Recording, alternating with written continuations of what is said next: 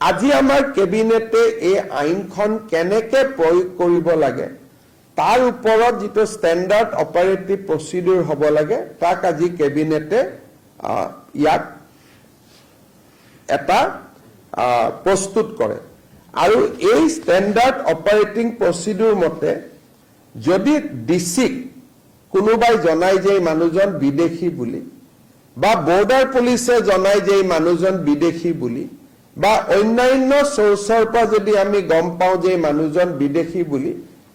ডিসিয়ে সেই মানুহজনক 10 দিনৰ সময় দি এখন নোটিস দিব he will give a notice to the person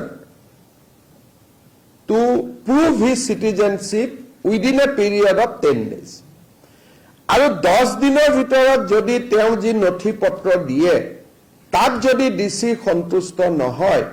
on the day of 10th তেওঁক ইভাকুৱেশ্যন অৰ্ডাৰ পাছ কৰিব দিছে যে এই মানুহজনক পুছবেক কৰিব লাগে ভাৰতৰ পৰা আৰু লগে লগে এই মানুহজনক আমি হোল্ডিং সেন্টাৰলৈকে লৈ যাম আৰু হোল্ডিং সেন্টাৰৰ পৰা যি ধৰণে সময়সূচী উলাই বিএসএফ এ তেওঁ বাংলাদেশলৈকে বা পাকিস্তানলৈকে পুছবেক কৰিব সো আজি এই এসওপিখন কেবিনেটে অনুমোদন দিয়ে তাৰমানে এজন মানুহৰ বিচাৰ 10 দিনৰ ভিতৰত সম্পূৰ্ণ হৈ যাব whether he is foreigner or not foreigners কোনো ট্ৰিবিউনেলে সিদ্ধান্ত নলয় ডিসিয়ে সিদ্ধান্ত লব ডেপুটি কমিশনাৰ সিদ্ধান্ত লব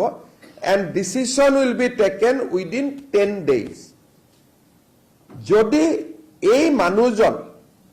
12 ঘণ্টা হৈছে অসমত হুমুৱা তেতিয়া হলে চকজু কৰিব নালাগে তেওঁ ডাইৰেক্টলি পুছবেক অৰ্ডাৰ দিব পাৰিব ইফ ফেস ধৰক আজি ৰাতি খুমাইছে আমি আজি ৰাতি উইদিন 12 ঘণ্টাত আমি ধৰিছো তেতিয়ালে 10 দিনৰ নোটিছখনো দিব নালাগে তেওঁক লগে লগে আমি পুছবেক কৰিব পাৰিম